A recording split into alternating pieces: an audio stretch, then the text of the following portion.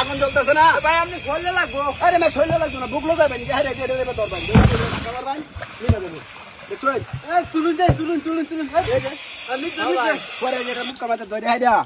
এটা খালি খুললে দিবেন না, এত আটা লাগবো ম্যাম এটা বুঝলে।